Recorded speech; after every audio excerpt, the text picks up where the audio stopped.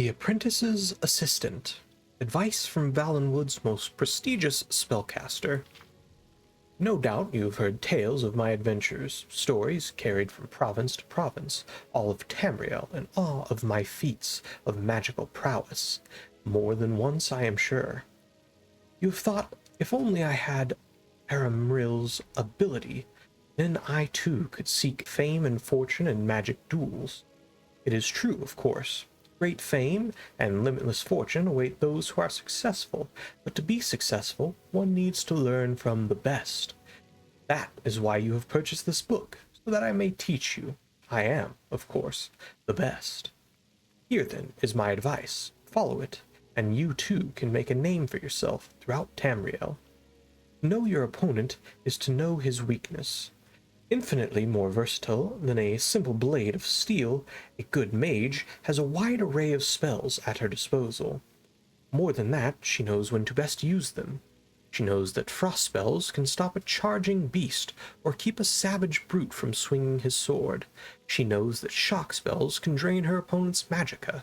She knows that illusion spells can set a group of enemies against each other, should she find herself in a less than fair fight, an all too common reality when her opponents know they cannot win in single combat.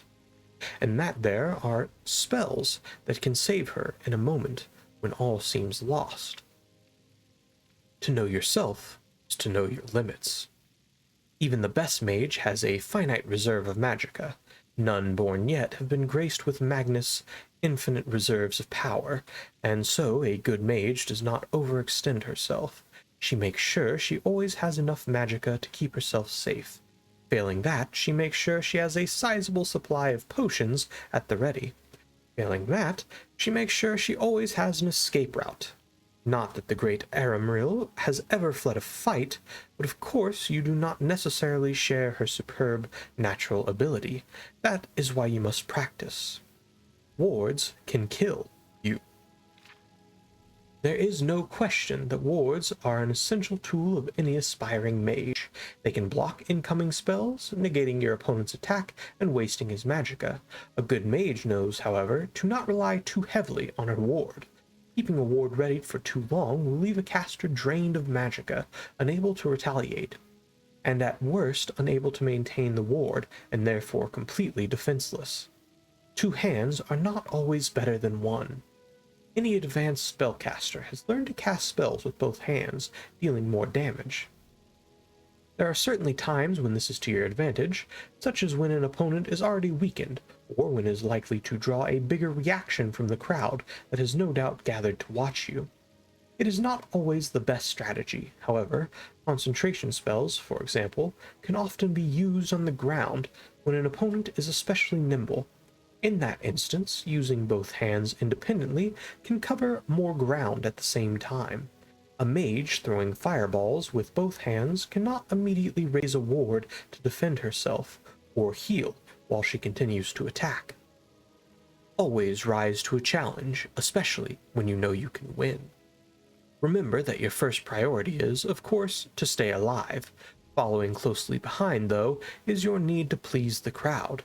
You are, after all, depending on their generosity to fund your adventures.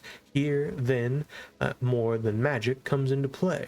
If you can gain a sense of your opponent's ability before the duel begins, you can enter into the event with confidence. Knowing that you outclass your opponent is of great importance, as it means you can confidently give the crowd a better show.